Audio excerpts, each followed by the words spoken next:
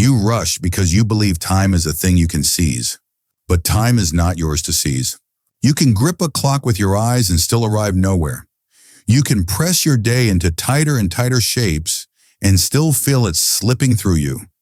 You can move faster and faster and still carry the same agitation inside your chest. The suffering does not come from the minutes being few. It comes from the mind insisting that reality must obey your schedule. Notice the simplest scene. You're late, you walk faster, you check your phone, you rehearse explanations. Your body is present, but your mind is already arguing with what has happened. The lateness is real. The rushing is a judgment about the lateness. The anxiety is a demand that the past be undone and the future be guaranteed. This is where suffering begins. Time does what it does. It passes. It does not bargain. It does not soften because you are worried. It does not hurry because you are impatient.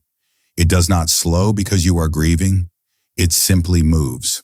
So your only question is the old one, the one the mind avoids because it is too clean. What is within your control? Not the speed of time, not the length of the day, not the traffic, the delay, the response from another person, the sudden obstacle, not even the outcome that you want to force into existence by tightening your jaw and accelerating your steps.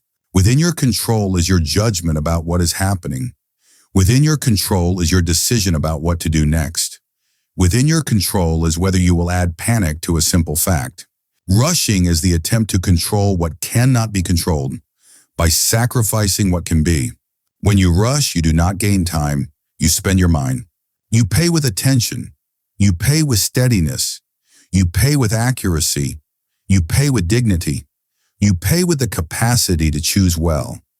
In exchange, you purchase an illusion, the feeling that you are fighting time and therefore not helpless. But you are not meant to fight time. You are meant to use it. And using time is not the same as chasing it. Chasing time means living as if the present moment is an obstacle you must shove aside to reach the next one.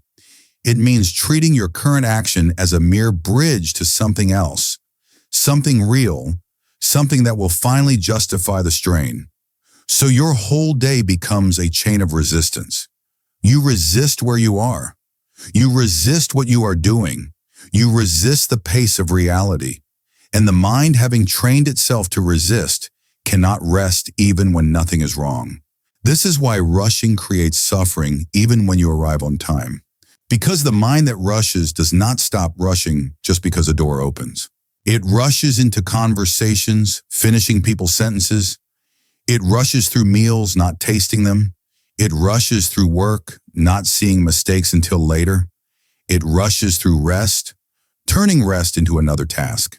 The body may sit, but the mind stays standing, leaning forward, braced against an imagined shortage.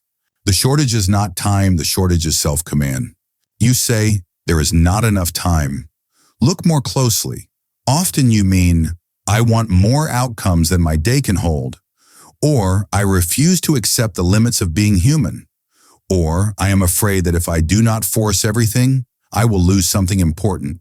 Rushing is fear wearing the mask of efficiency. The mind tells itself it is being responsible, ambitious, disciplined. Yet what drives it is usually the refusal to feel uncertainty. You do not rush only because you have many tasks. You rush because you cannot tolerate the possibility of delay, criticism, loss, or disappointment. So you try to outrun those things, you try to get ahead of life, but you cannot get ahead of life. Life is not behind you. Life is the act you are performing now, under the conditions you did not choose, using the mind you are responsible for. The person who rushes is not free. They are driven. They are dragged by what they want, by what they fear, by what they imagine others expect. They are ruled by the future, and the future is the one place you never truly possess. You possess only the present judgment. This is not a call to move slowly. It is a call to move rightly. There is a difference. Moving rightly means the mind is aligned with reality. It sees what is happening without flinching. It chooses the next action without drama. It applies effort where effort belongs and refuses to waste effort where effort is useless. It can act with speed when speed is required and with patience when patience is required, without losing itself in either. Rushing is speed with a fractured mind. Right action is speed with a whole mind. Consider what happens when you are behind. You look at the tasks and you feel a wave of pressure. The mind compresses. It starts speaking in absolutes. This is impossible. I will fail. This cannot happen. It paints a picture of consequences and then reacts to the picture as if it were the event itself. Your heart rate rises. Your attention narrows. Your hands become clumsy. You make errors that create more delay. Then the mind concludes, see, I really am behind. And the cycle tightens. What is the first error here? Not the number of tasks. The first error is the judgment that being behind is intolerable. You treat delay as an insult rather than a condition. You treat imperfection as danger rather than reality. You treat time as an enemy rather than the medium in which you act. A disciplined mind does not call delay good, it calls it happening. Then it asks, what is the best use of this moment? When you ask that question sincerely, rushing becomes unnecessary. Not because the tasks disappear, but because the mind stops fighting the fact that they exist. It stops adding emotional weight to the calendar. It stops using panic as fuel. Panic is not fuel, it is smoke. It makes you feel like something is happening, but it darkens your vision. It distracts you from the one thing you need: clear perception. Clear perception begins with a simple separation. There is the event. There is your judgment about the event. The event may be, I have 40 minutes and 3 errands. The judgment may be, this is unbearable. I will never manage. I must hurry. Only one of these is reality. When you remove the judgment, you still have the errands. You still have the 40 minutes, but you no longer have the extra suffering. You do not have the inner shouting. You do not have the frantic scanning for shortcuts that lead to mistakes. You do not have the resentment toward the day for being the length it is.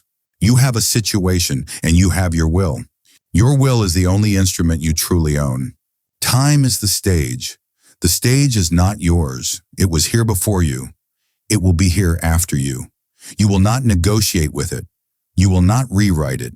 You will not extend it by force of anger. But you can decide how to stand on it.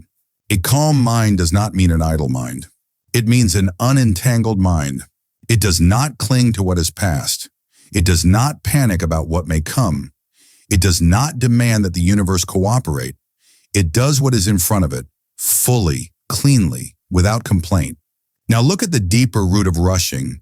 It is not always fear. Sometimes it is desire. The mind says, if I finish this, I can finally relax.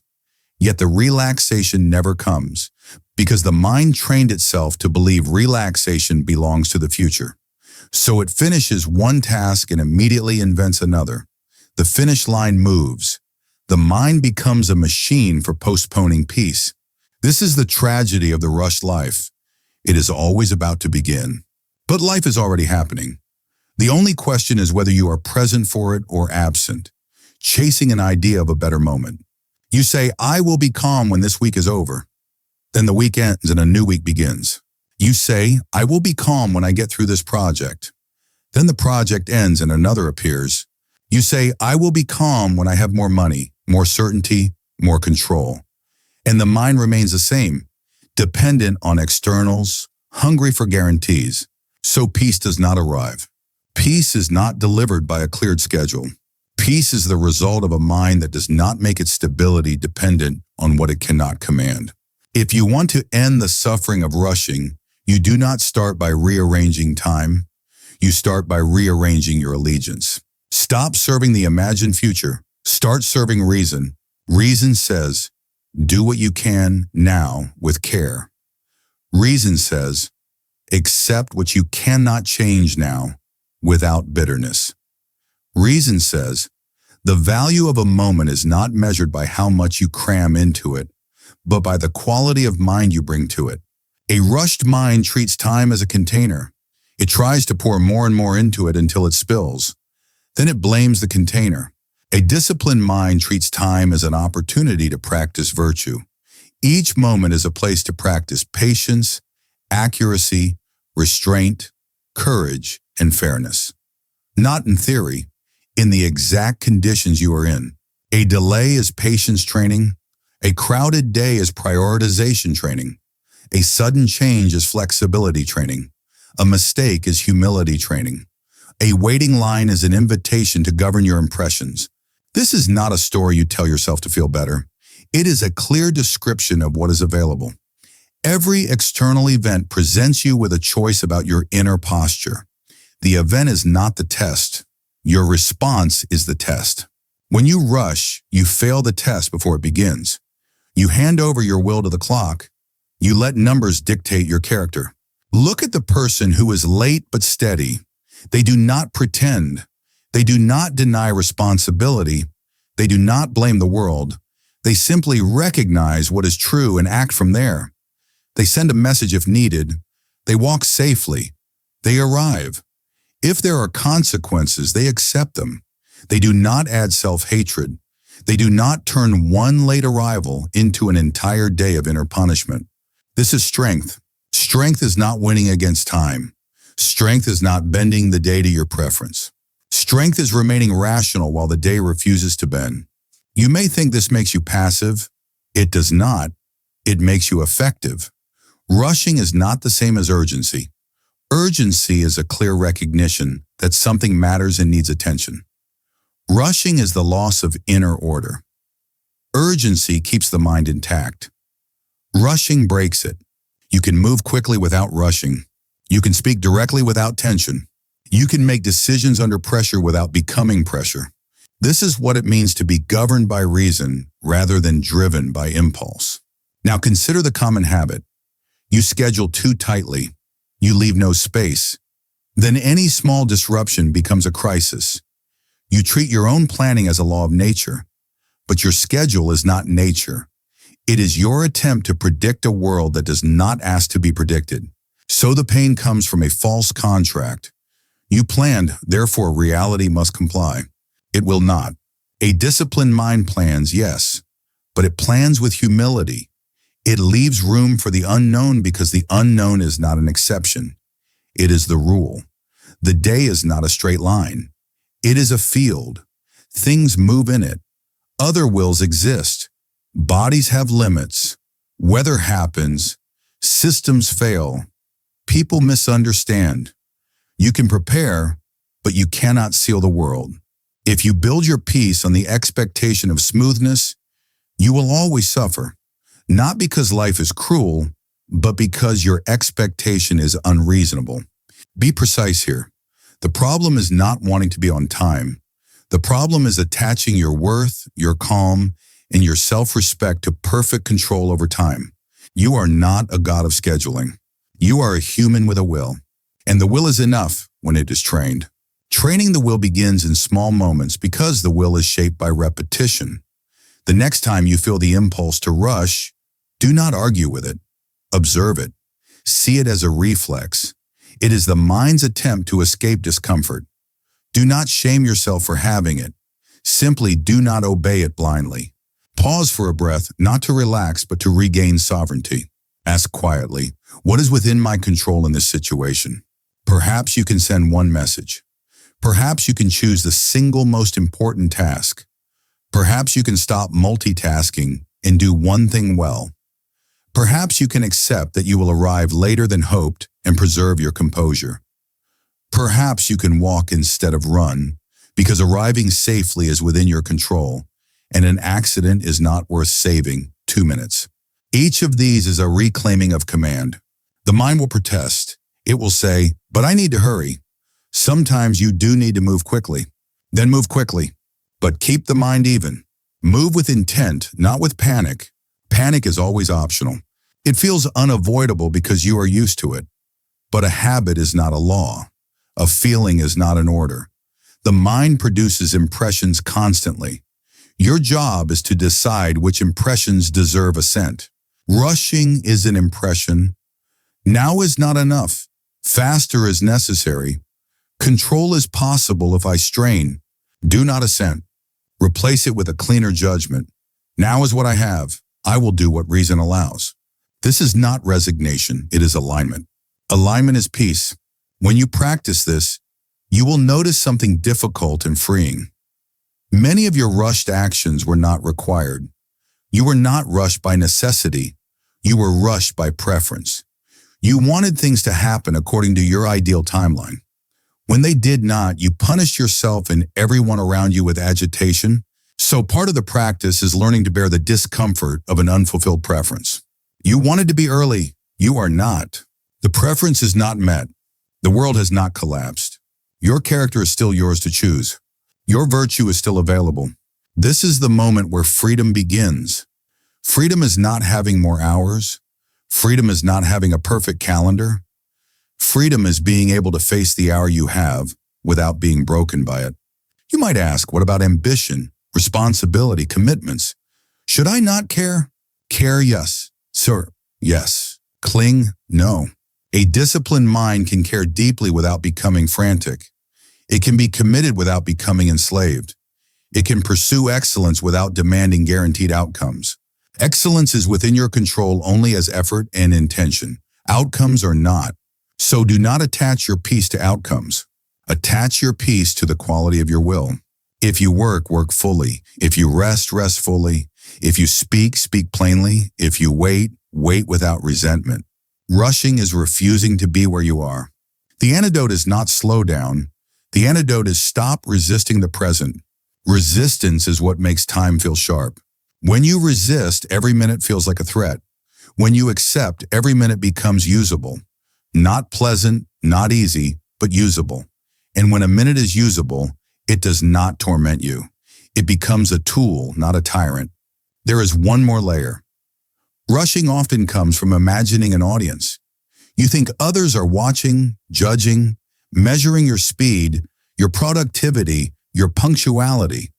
You fear their disapproval, so you hurry to protect an image. But the image is not within your control.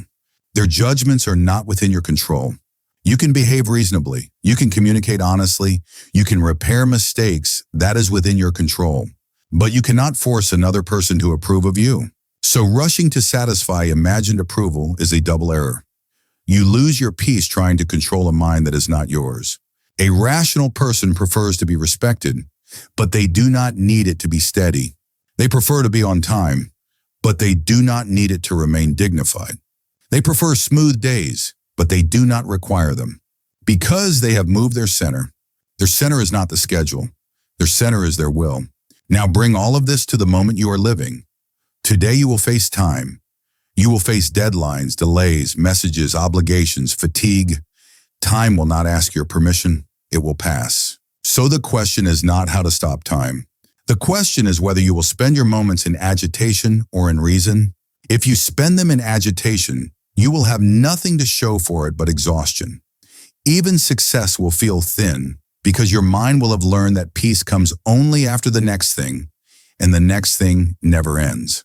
If you spend them in reason, you will have something durable, a mind that can remain stable in changing conditions, a mind that can act without panic, a mind that can accept loss without collapse, a mind that can handle a rushed world without becoming rushed itself. Time will keep moving either way, but your relationship to it is your responsibility. So when you feel the urge to rush, do not treat it as a command. Treat it as a signal. The signal says, the mind is trying to control what it cannot and neglecting what it can. Return to what is yours. Your judgment, your choice, your conduct. Do the next thing with full attention. Release the rest. Peace comes from holding only what belongs to you and releasing what never did.